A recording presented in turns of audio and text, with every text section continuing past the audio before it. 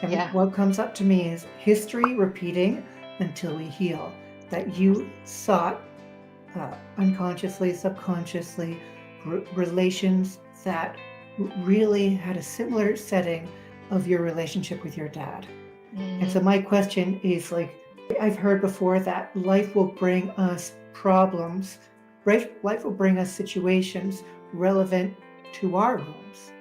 And in the question, I guess it's two part. One is, did you see this happening? And two, how did you resolve it? 'Cause in your, well, I guess you said your breakthrough moment 2 years ago, mhm. and in its relevancy to your father. Yeah, Multi-compound question. it is. And so sometimes I saw it and sometimes I didn't. So I would say up until 2 years ago, no, I didn't see it. The knowledge afterwards would come to me. Oh, I attracted another narcissist because I ended up having three. The first one being the worst. But in the moment, I was too wrapped up in chasing the feeling. I'm a black and white person. I'm all in or all out. And that is not a good way to get into a relationship because then I let people in that trust level, I let them in too quick. But up until I would say a year ago, I didn't see it as it was unfolding in front of me. It was after I got out of that relationship and had some time to think about it. Well, that's good. That's a good first step. First of all, I wasn't even capable. 20 years ago, I was a codependent.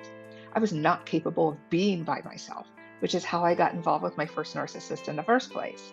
Once I reached the point where I could put some time in between my relationships to have some self reflection, that led to I started to have self reflection within the relationship. And so the breakthrough for me was reading John Kim's book, Seagull on Purpose. And this is where I learned the concept of true self love is having a self relationship with me and knowing who I am, honoring that and investing time in myself. I take myself out on a weekly date, and I will do that when I'm no longer single again as well.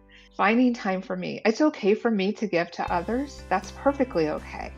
But I have to equally give to myself. And learning that lesson and realizing that when I started to truly see my value and get straight with who I was, that it was a lot easier to set those boundaries and standards because I love other people, but I'm always going to love myself more. Having the strength and the courage the very day I saw that this man couldn't be who I needed him to be, and he wasn't willing to try to be, to leave that day, to stop buying into the possibility and buy into the reality that this isn't a bad person. He just isn't good for me.